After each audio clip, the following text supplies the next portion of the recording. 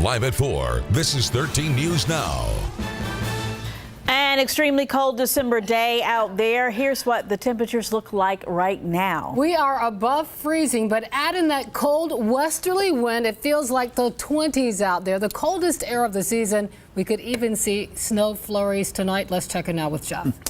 Yeah, we could see a couple of very light showers of maybe a mix, a little bit of rain, a little bit of sleet or snow in a couple of spots as a very fast-moving system comes flying out of Canada, an Alberta Clipper as we call it. You can see there's nothing at all on radar right now. We are starting to see some of the first clouds, though, moving in from the west. And you can see the leading edge of that cloud deck. It's been moving in from the west, which is behind me, to the east, which is out in front here. So toward the ocean front. Temperatures right now, 37 degrees, winds out of the west-northwest at 9. The warmest today that we have had in terms of how it feels, well, it's the warmest real temperature, and it's the warmest with the wind chill, but it still feels like the 20s.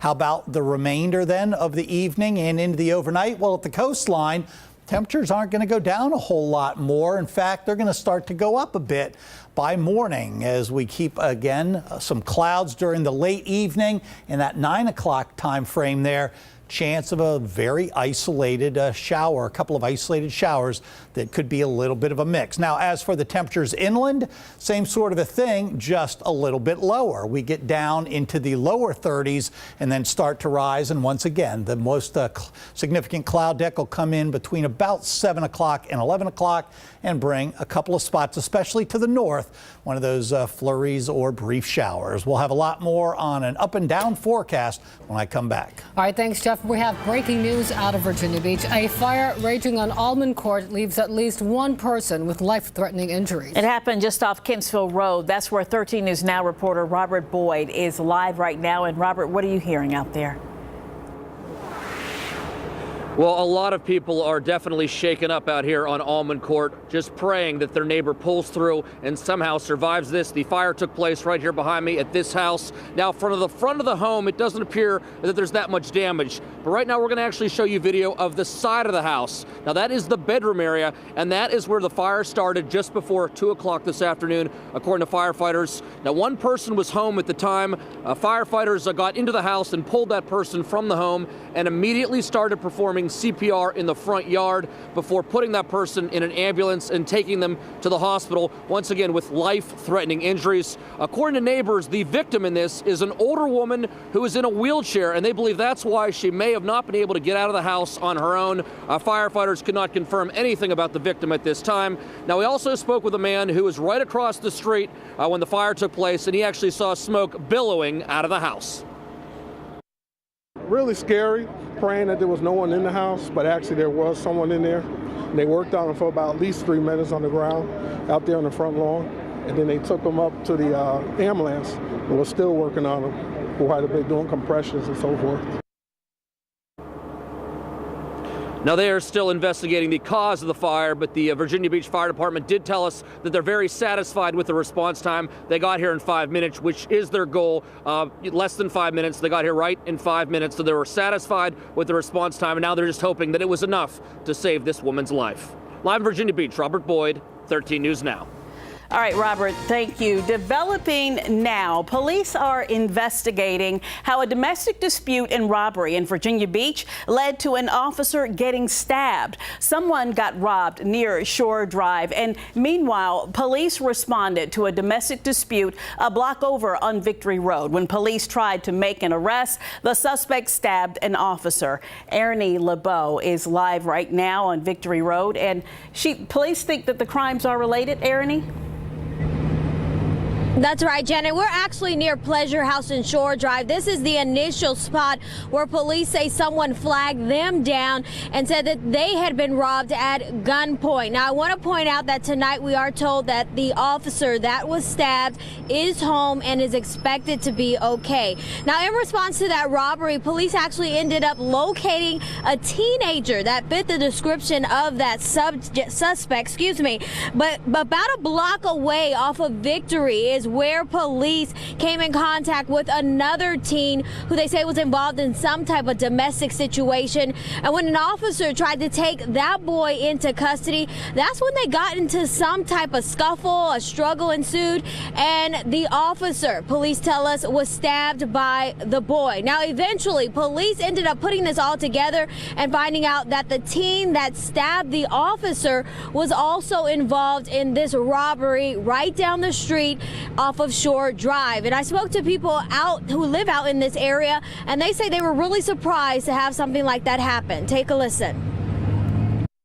I know that people around the holidays definitely can get a little, they want something they can't have, and unfortunately they're going to do whatever they can to try and get it from someone.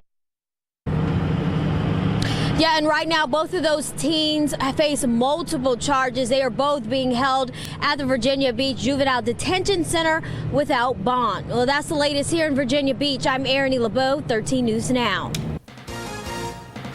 New at 4, charges set aside for a Norfolk man allegedly connected to that Norfolk triple shooting that was streamed live on Facebook. According to the Commonwealth Attorney's Office, there is insufficient evidence to move forward with the case against 24-year-old Tony Roundtree.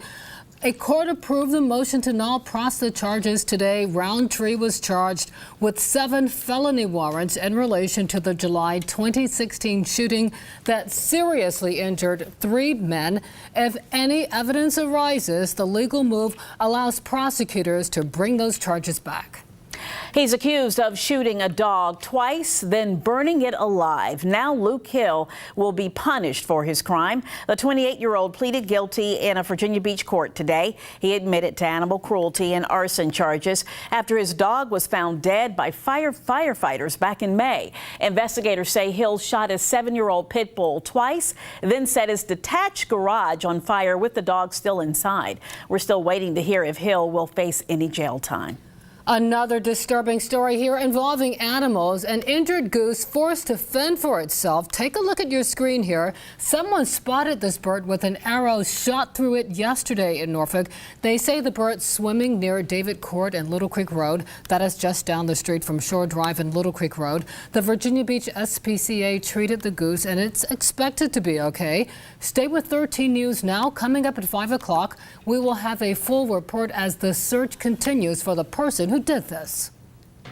Now, the fate of an old middle school in Newport News is in limbo. Huntington Middle School is in desperate need of some repairs. So much so that the school board chairman thinks it's unsafe for students to be in the building the next school year. For years, the school board has been asking the city for money to renovate the school. The funds were never approved. City leaders have discussed other options for the building, such as a community center or workforce development center. But according to Councilwoman Sharon Scott, that would get a lot of pushback from the public.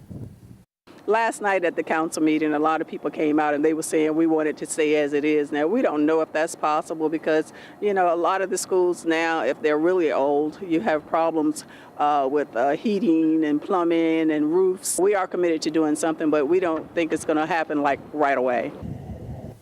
Now, because the building is not safe for students for the 2018-19 school year, School Board Chairman Gary Hunter says students would have to be rezoned and sent to other schools. He says a number of public meetings will be held to get community input on the matter. Developing now, some are calling it the biggest decision in the history of the Internet. Tomorrow, the FCC will vote on net neutrality. Their decision will affect how we access information, the speed of our Internet connection, and the price of network access.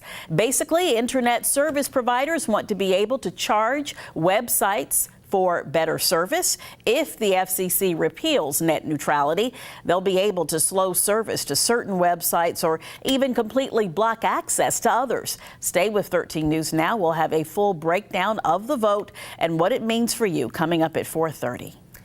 Another new law is trying to make our roads safer in Virginia. There is a new push to make it illegal to use your cell phone at all while behind the wheel. If the bill passes, it would mean no phone calls, no GPS, and no other apps while you're on the road. You could only use your phone in hands-free mode.